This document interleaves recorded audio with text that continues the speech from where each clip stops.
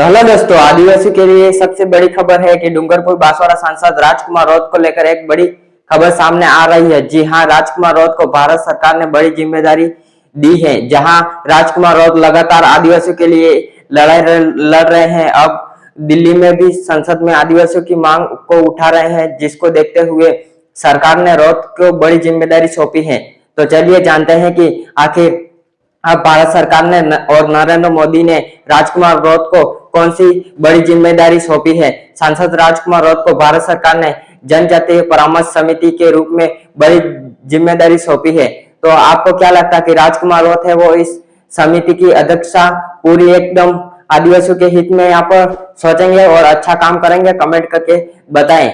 और राजकुमार रौत को लगातार आदिवासी के हक अधिकार की बात यहाँ पर करते हैं, लोकसभा में भी आदिवासियों की हक अधिकार की बात करते हैं। अब ये आवाज भी और भी ज्यादा बुलंद होने वाली है और भी मजबूत तरीके से आदिवासियों के लिए लड़ाई लड़ सकते हैं। दरअसल भारत सरकार ने राजकुमार रौत को जनजातीय परामर्श समिति का मेंबर नियुक्त किया है। यह समिति जनजातीय कार्य मंत्रालय और एसटी समुदाय के विकास के लिए सुझाव देती है, जिसके बाद उन पर मंथन किया जाता है। मंत्रालय उनके लिए नीतियां बनाती है। चलिए आपको यह भी बताते हैं कि जनजातीय मंत्रालय और इस समिति का काम और दरअसल भारत सरकार का इस समिति का काम क्या है।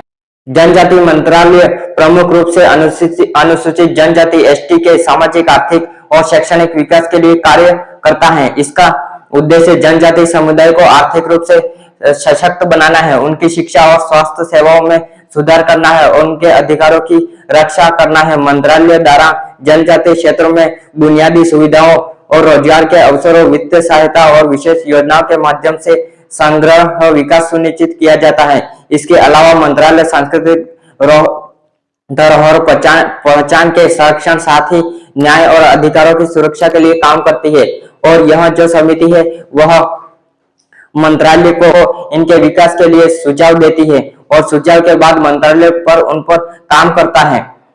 इसके साथ ही आपको बताते चले कि जनजातीय परामर्श समिति के कुल 13 सदस्य, जिसमें 10 लोकसभा और 3 राज्यसभा के सदस्य हैं। इस समिति में राजस्थान से सांसद राजकुमार रौत के साथ ही सांसद मुरारीलाल मीणा भी शामिल है। हालांकि अब देखना होगा कि राजकुमार रौत और सांसद मुरारीलाल मीणा मिलकर एसटी वर्ग के लिए क्या सुझाव देते हैं और उनके लिए क्या कुछ न्याय करते हैं। अब उम्मीद है कि जिस तरीके से राजकुमार रौत लगातार आदिवासी वर्ग के लिए लोकसभा में आवाज उठा रहे हैं, उस तरह से यहाँ पर है उनको यहाँ पर मंत्री पद पर यहाँ पर है वह जनजातीय सलाहकार समिति यहाँ पर है मंत्री पद पर यहाँ पर है वह मेंबर यहाँ पर घोषित किया है। तो क्या आपको लगता है कि राजकुमार रौत है वो एसटी वर्ग के लिए अच्छा यहाँ पर है वो न्याय करेंगे और अच्छे स्वास्थ्य, शिक्षा और विकास की यहाँ पर है वह अपनी इस एसटी कैटेगरी को है वह अपने सुझाव को यहाँ पर परामर्श करेंगे? आपको क्या लगता है कमेंट में करें। राजकुमार रौत को यहाँ पर है वो मेंबर इसमें शामिल किए गए हैं। ये केंद्र सरकार और नरेंद्र मोदी द्वारा यहाँ पर है वो राजकुमार रौत की यहाँ पर जो एसटी वर्ग के लिए जो आवाज है उसको देखते हुए यहाँ पर राजकुमार रौत को इसमें यहाँ पर शामिल किया गया है। तो आपको क्या लगता है कि राजकुमार रौत है और मुरारीलाल मीणा है वो मिलकर एसटी वर्ग के लिए क्या कुछ करेंगे? कमेंट बॉक्स में करें। जो भी करना है आप कर सकते हैं। धन्यवाद।